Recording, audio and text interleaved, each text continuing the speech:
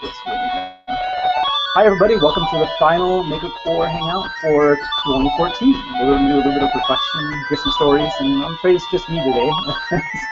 Although if I could get some of my colleagues to help me out, that'd be really nice. So. Oh, hey guys. We are joined today by folks that we would love to have introduced. I'm Steve Davey, SUV, and then our colleagues will just turn off the music. Maker and staff, go! Introduce yourselves. We've got Stephanie. Hey, Stephanie. I'm Jeremy. I'm Brianna. Brianna. All right. We're talking about reflection today. Our guests want to introduce themselves? Sure. I'm Andre from Hi, Andre. Andre's at Minneapolis. Thank you. And we're also joined by the Free Library. Some of our MakerCore members there. Hi, guys. Hi, I'm Meredith. I'm from the Free Library of Philadelphia, and this is Goda coming into the frame right here. Also from the Free Library of Philadelphia. Thanks for joining us. Yeah, welcome, mentors. Well, first things first, we want to celebrate the summer that's wrapping up, or has wrapped up for most of you, and also a very important milestone. You are now all free to call yourself MakerCore mentors, which looks really good on resumes and CVs and all that sort of thing, but we use the term MakerCore mentor to kind of signify the end of your summer of service. So you go from maybe MakerCore member to mentor. And if you've if you were a MakerCore member before or a mentor before, maybe we can find out another word to call you, maybe MakerCore leader or something. But we'll talk about that. MakerCore mentor part two. Yeah, exactly, like super mentor or something. Super mentor. Yeah. We'll send you guys a cape. Yeah. So we want to hear the stories that made you a mentor. You know, what was it you learned during this process? What during the development camp might have influenced you? What were you inspired by your fellow MakerCore mentors, by the host sites, by the programming you saw? What went down at your sites during the summer? Any favorite moments? Yeah. Moments of surprise? I got a moment of surprise. Yes. I'm actually a host site person. Yeah. Just tell us a little bit about the Bakken and your programs this summer, and then you can jump into the surprising thing that happened. That's right. Okay. So what we do is we have what we hired for our MakerCore members for was our summer camp program. So during the school year and during the summer, we run basically, I guess you could call them maker programs. We call them our invention programs, so teaching kids to be inventors and engineers and scientists and trying to give them those skills. And so we hired summer camp counselors to help us expand that and actually move us even do off-site camps as well. So that's what we hired for through MakerCore. Yeah. Nice. So what were some of the camps, or I'm not quite sure what the format was, but was it? Sure. So it's a week-long camp. Actually, it's part of the reason we haven't been involved in any of the hangouts, because it's always like when we're working with kids. Yeah. But it's a week-long camp, Monday through Friday, all day long, where we have 24-ish kids come in, and we basically run through skills of making. So we have a workshop where we sort of mentor them in building their own invention or their own project that they come up with our materials and our tools and our expertise. And then at the end on Friday, they get to take it home and be proud of themselves. Oh, that's awesome. What were the age ranges? So we do, right now we're doing a camp that's second and third graders, which is only half-day camp, which is why I get to be here this afternoon. Yeah. But we go up to, then we also have 4th through 6th grade and a 7th through 9th grade. So those are age ranges. And then with the MakerCore members, we did off-site camps with teaching kids using Lego robotics, using Mindstorms, NXTs. So we did an off-site camp with that, and then another one that was kind of like our on-site program, taking some tools and materials off-site and teaching kids to program and build at Boston Scientific. So cool. Nice. So something surprising? Yeah. What was the surprising thing? Oh, I would say that I wasn't a MakerCore member this time. I was the mentor or whatever already. But I'd say it was like one thing that I really noticed. We did the off-site camp, the off-site Lego camp last year was our first time, and this year, well, last year I did it by myself. And it's a 10-day camp with 16 kids, and it's all day. And it was actually really, really like exhausting and very much like, can we actually make this work, being off-site alone? But being able to bring in the MakerCore members that we hired are actually phenomenal. Like, they worked really, really well. And so being able to take one of them with me and help me take some of the pressure off was, like, it makes it so much easier to expand our reach, basically, is what it is. I was surprised by how well they worked out, I guess. That's not a bad surprise to have. No, it was they were very good. They were yeah. Anytime you take anything involving materials off-site, lots of logistics and setup, right? Yeah, and just, like,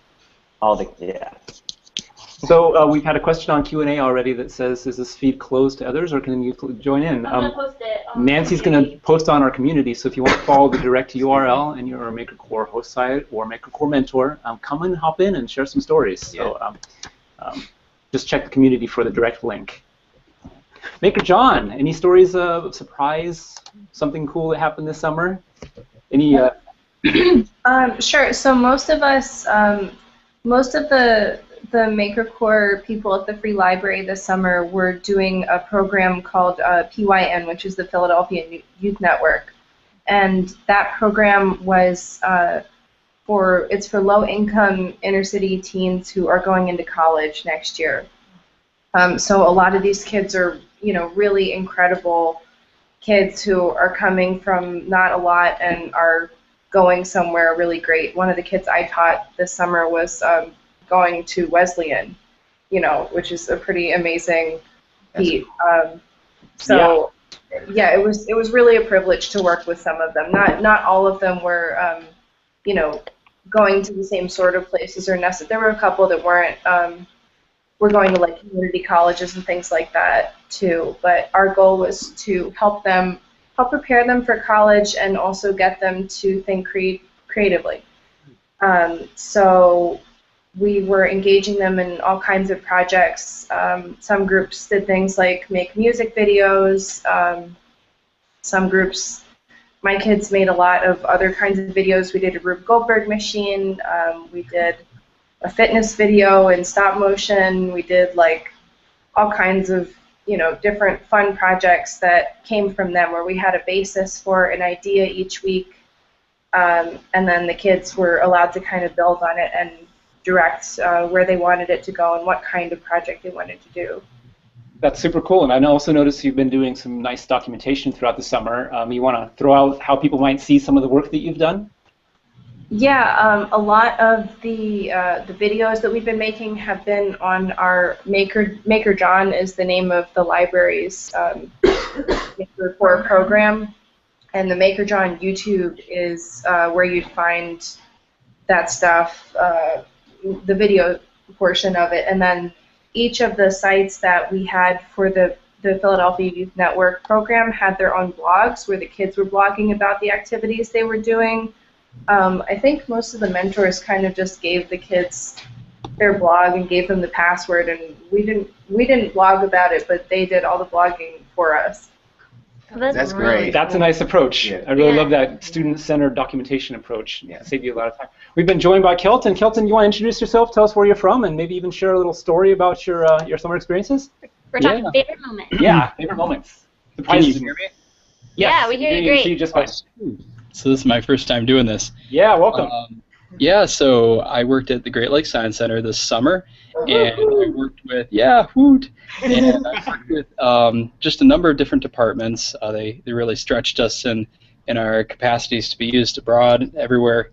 So I worked with 3 camps. I led 3 camps, and then I also did design the curriculum for those camps.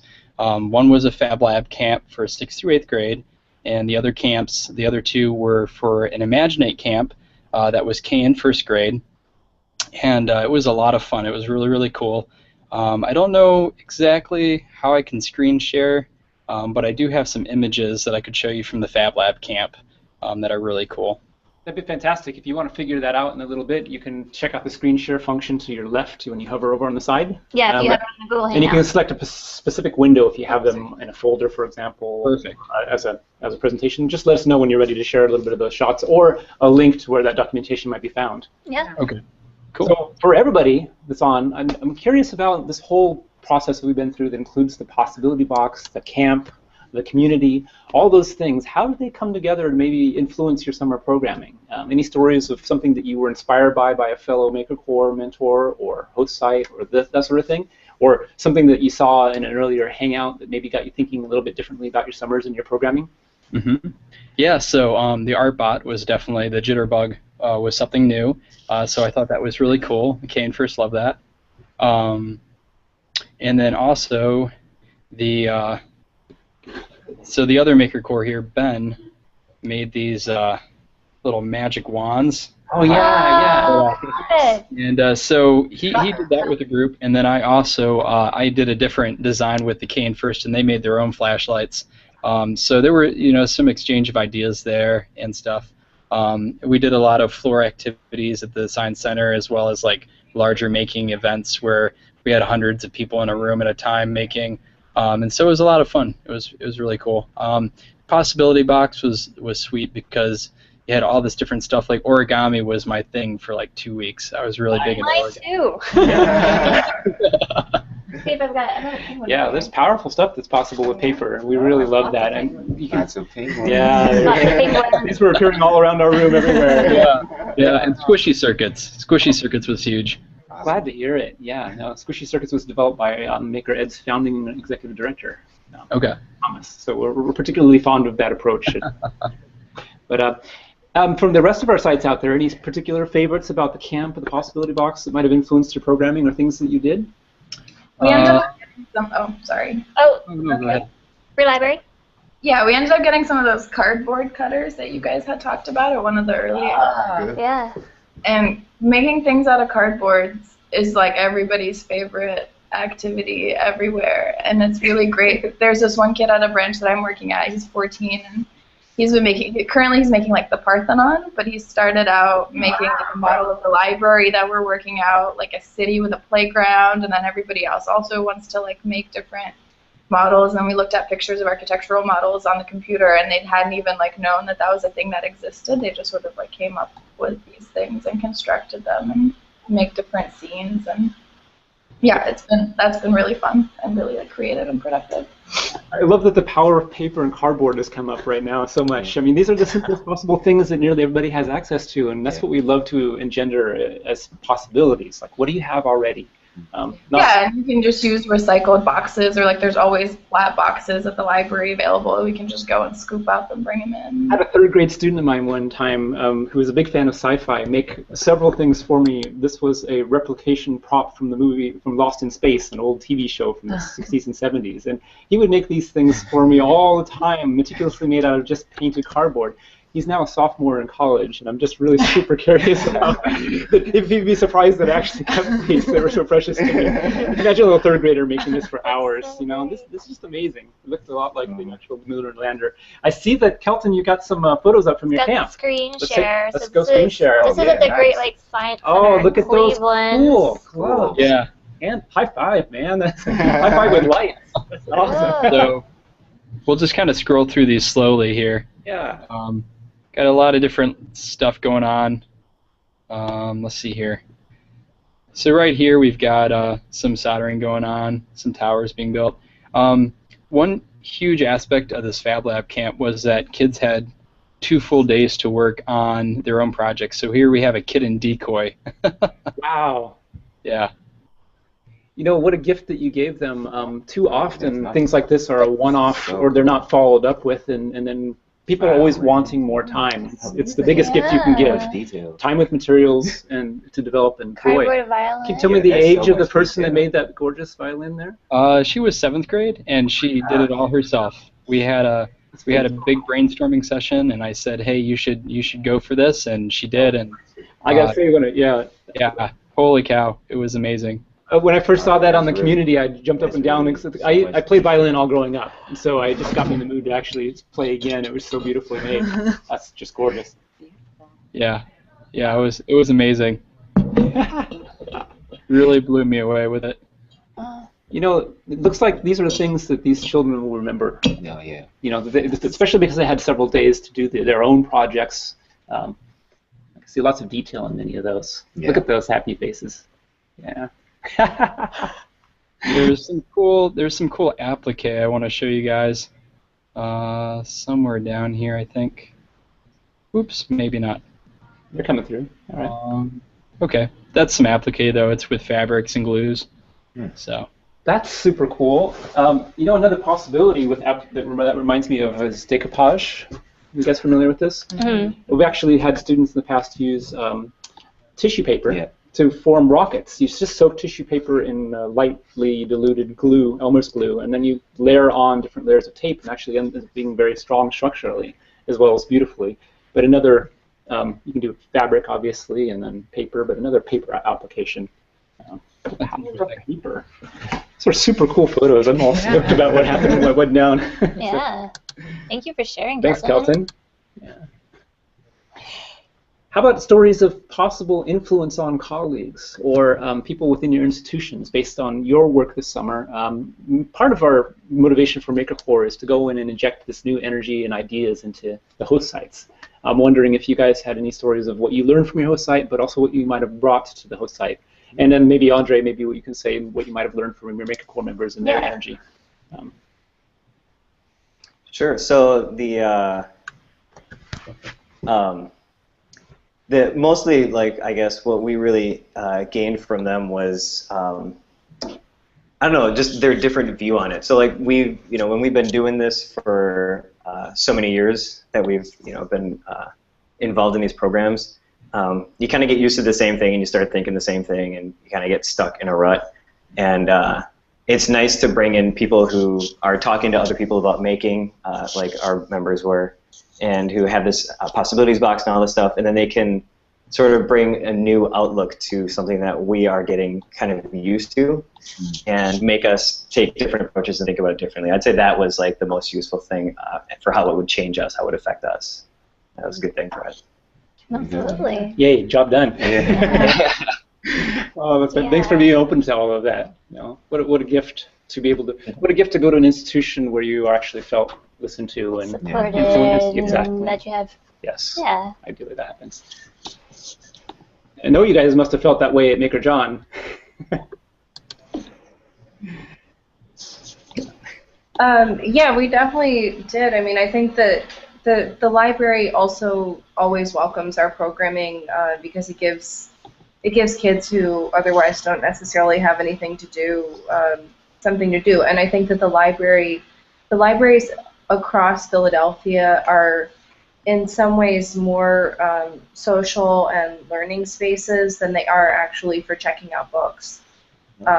So that's something that our programming, I think, is becoming more and more important as our program is growing. And I mean, the specific sites, many of the sites that we worked with this summer, we had the teenagers in the Philadelphia Youth Network program working with younger kids who just come to the library instead of going to like a day camp. So we were kind of, providing activities for them to do.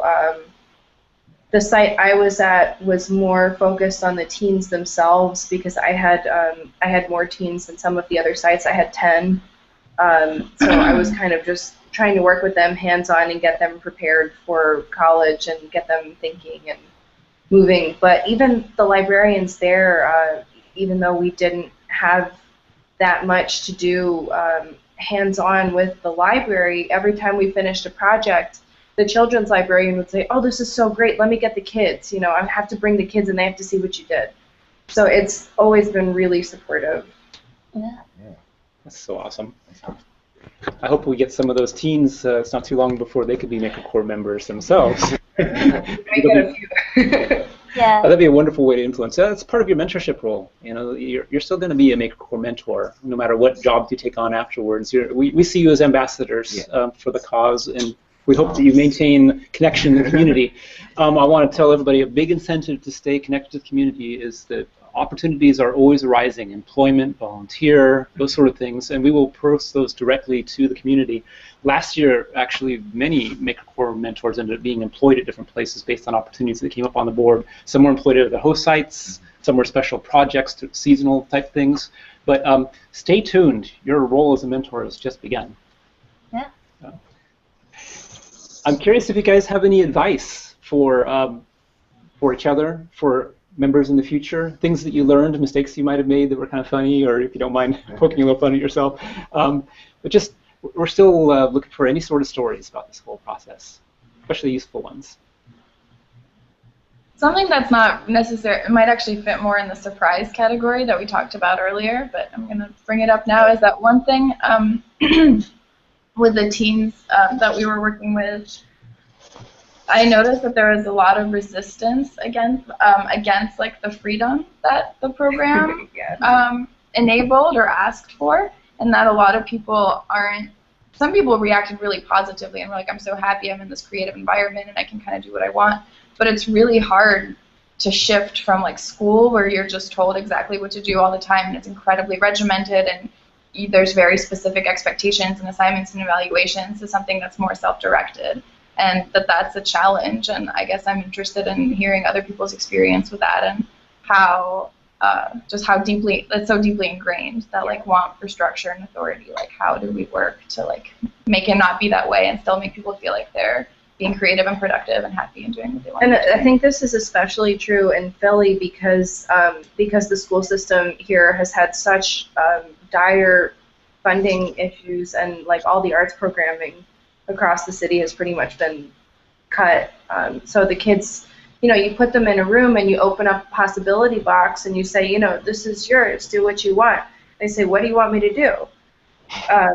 So it's hard at times to get them to think creatively, and also to get them to show, the kind of vulnerability that comes sometimes with making something. Yeah. What a wonderful point. Andre and Kelton, did you have similar experiences in this spectrum of the way that kids like to approach things? Yeah, so being an education major, that's a huge question for me. And what I really found is there's two things. Scaffolding the environment so that kids can reach what they're trying to build, which was a huge part of the Fab Lab camp I made. The first 3 days were getting the students to a point where they could actually do things, and then the last 2 days were them building whatever they could or whatever they wanted. And then the other aspect that was super huge with that camp and the success was redefining failure with the students. By the end of the camp, they were just jumping up and down, super excited that they were failing, and it was really unbelievable, just 180-degree shift in their view. And so I just ran a drop-in workshop this morning with one of our staff members. It's a really, really big deal, like a really important workshop for us. And we asked the kids, what their views were on failure. And it was super funny because we had a few kids from my Fab Lab camp who were like, well, failure is a great thing, And I was like, oh, you're throwing off the the dynamics, what we expected to hear from you. So I'd say, yeah, it was really funny. I'd say just scaffolding, learning how to do that properly. Because when you walk into a Fab Lab or a maker space, it's so much potential in such a small space that you really quickly become overwhelmed if you understand the equipment, and then also if you don't understand the equipment, you're overwhelmed by the fact that you just don't know what you can, like, even how to do things. So scaffolding and redefining failure. Nice. Yeah, it was funny to hear those mentioned, because that's like something we struggle against constantly, is getting kids to not look for the correct answer, or not ask you what the correct answer is for whatever they're trying to do. And I love that you mentioned pushing failure as a thing, as an important part of creating, because that's actually, during our camps, we do challenges in the morning, group challenges, problem-solving challenges with materials and stuff, and we usually try to make one where you can kind of succeed, but we're going to make it fail eventually when we test whatever it is that the group produces, just so we can have that debrief of, okay, no groups made it, we all survived, and now we all know more from it. We really try to push that and let them know ahead of time, when you're in the workshop building something, you're going to try things that are going to fail, and that is just how you then learn better. There's another sort of makerspace in the area, Leonardo's Basement in Minneapolis, where I think the slogan is like helping kids fail since 1996 or something like that. Like that's even how they promote their program, is that that's a big part. And then for getting kids to try, like, step outside their comfort zones of what is the correct answer, we really, you know, when it comes to coming up with a project idea, we are very big on just talking through their interests and trying to come up with something. We have a lot of preliminary activities that might inspire them to do something, so making simple circuits, making switches, or just learning something during the school year. And then when they come to us with specific questions, we try very hard not to give answers to any of their questions, try very hard to lead them to answers to their questions, or give them 7 answers that could work for their question and let them choose the best one. Right. So those are our approaches to, because yeah, those are universal problems. Like, it's just constant. I'd also like to maybe talk about the first project that I started with my group at the library site that I was working at, which was a Rube Goldberg machine, and it was not only a Rube Goldberg, it was a Rube Goldberg that was like conceptually a video. So they had a narrative, and the Rube Goldberg was like functioning to do. They came up with this narrative where they were at a party and they were complaining about how the party really sucked, and then one of them says, a teenager, you know, this party needs some music, and then the other one goes, oh hey, it's hot in here, and then the Rube Goldberg machine started with the kid who said, hey, it's hot in here, by turning on a fan.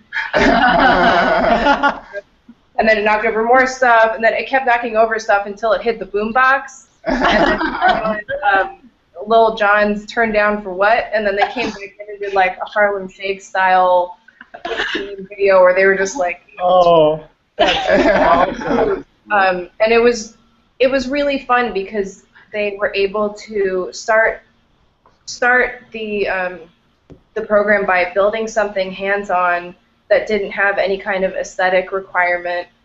The kids who didn't want to build were working on the narrative and the script for the movie. Mm-hmm. And then, you know, it failed. It failed a bunch of times, and it kind of like set them up for this idea that, you know, they had to like keep working on this thing for, I mean, they worked on it for 4 hours every day for 5 days, I think, and then they finally got it to work on the 5th day. And it was really funny because the children's librarian kept bringing in groups of young kids, and they'd say, okay, we got it this time, we're ready, you know, we're going to show it. And then they'd go to show it, and it would just, every time bomb. They never got it to work for the kids, but they finally got it to work for the video. That's fantastic. What a great example of, you know, providing a lot of options for your students, but giving them a reason to care and own the process, which very quickly leads to that less overwhelmed feeling. Yeah. Like, you gave multiple roles for people and made them feel safe that they could concentrate on the story or concentrate on the, you know, that's a wonderful way to get over that feeling of sense of being overwhelmed, is to have slight little job options, or let it be known that there's a place for you in this process you're building together. Wow, I'm learning from that. That's great. Yeah. I love that story. I would love to see that, and now I want to hear that Little John song. Music is powerful. Yeah, absolutely. It's on the Maker John YouTube, so we'll share that. Videos on the community, and there's a documentary that one of our Maker John members made about the program that I think will be up soon. I don't think it's up yet, but we'll share that when it comes up. Yeah, share it with us. Yeah, please do. One of the funnest parts about this program is all of the post-summer documentation that comes up. Yeah. We get to see the work that, you know, you're so busy making it during the summer, and a lot of stuff doesn't get followed through until well later on. Yeah. But we get to kind of discover all these hidden gems of things that were going on, so wonderfully captured, that just didn't get out there during the summer. So we look forward to seeing all of those and helping share those throughout the year. We got about another 5 more minutes in the broadcast because we stopped a little bit late, but I want to remind people that might be watching right now that we got the Q&A app going on. If you got any little stories or little mentions really quick, this is a time to address that. We got a couple-minute lag, so we won't be able to see your Q&A question for a while. But any final little notes and yeah, anything you want to add that we've never asked before? Yeah. Did we forget anything? While you're thinking, I want to inspire you about something. You know, the Possibility Box is meant to be continually used and loaned out, maybe to friends, other colleagues. Please continue to use those components to inspire questions. And if there are elements of that kit that you think your host site could actually use that you may never get around to using, I would ask you to please donate those to the site so that they might be used by your host site in the future. Things like the Intel Galileo were taken on by many of our Maker Core mentors. Some of them may get to it in the future, some may not, but that board is getting more and more useful as time goes on. So it is a powerful possibility for the future that has profound educational implications sometimes. So, but share your box, keep using it, and stay in touch on the community. You don't have to have all the notifications on, but at least come and visit it.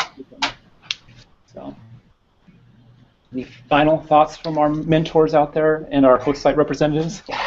We got to come up with a better word than host site rep. Andre, what would you like to be called? Oh man, that's too broad of a question. What's your title now? You've been through a summer of Maker Core as the first summer program. Yeah, I don't know what we would call me with that regard. I mean, I'm Invention Programs Coordinator, but boss of those people we hired. There we go. Maker Core boss. Maker Core boss. That'll be me. I will say that one reason we really jumped on the chance to be a part of this is that one of our big pushes here is youth development, and youth development in the sense of like we first see them going into second grade, and we go all the way through 18, and then this was a chance to try to like really push. Well, one way we're trying to do it is when kids age out of being in our programs, we try to invite them back as volunteers and then invite them back as counselors or mentors or things like that. And so like having this like nationwide like organization of bringing in young people to be mentors, like being able to get involved in that was a really big thing that we're like, yes, we have to be a part of this. So we really appreciated that it was being made for that. Oh, yes. Thank you for that. I'm looking forward to the day in Maker Core where kids, students that experience these things come on board as members and mentors themselves. What they'll be able to share about what you've given them, is going to be amazing, because you have profoundly changed lives by the opportunities that you've made, and for that we are extremely grateful. I can tell because just hearing these stories and knowing that I'm going to go and check out all the videos, that this gets me so excited just to even hear about it, let alone experience it.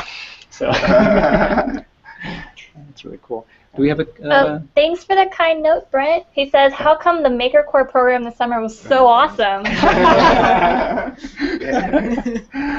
I'd say we chose our host sites really well, and our host sites hired mentors rather well. Amazing Maker Core members. Seriously. Well, one thing that was distinct about this second year program is that we grew in some ways, we learned some things, we certainly made some new mistakes, but we also learned a lot. But part of the reason we learned so much is that you guys shared so much. What we saw in the community especially was this explosion of really answering each other's questions, more frequently +1ing, that sort of thing. Actually, I went, because I'm a nerdy numbers guy, I measured metrically how much greater the engagement was this year in the community than it was last year, which was already very successful. Over twice the amount of comments, over twice the amount of +1s, and much longer conversation threads on average.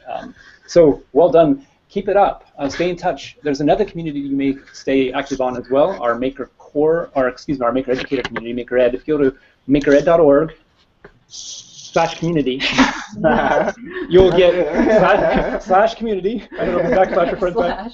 http:// you can join a wider community of educators that you are now part of as mentors. And that's another role for you in the future. Teachers, people setting up librarians, people that are revamping their museums to include more hands-on experiences are looking for folks like you. You have a priceless amount of experience right now as mentors.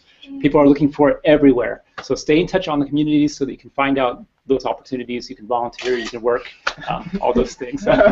Who's taking the picture? Oh, thank you guys. Thanks, guys. And if you'd like to hang out a little bit afterwards, join the communities, stay active on our community, and I can't thank you guys enough. I feel like we could go for another half an hour hearing more stories, but we want to honor the length of this. So we'll end the broadcast here with a profound thank you to all involved in the Maker Core program. Thanks, Maker Core! Yay!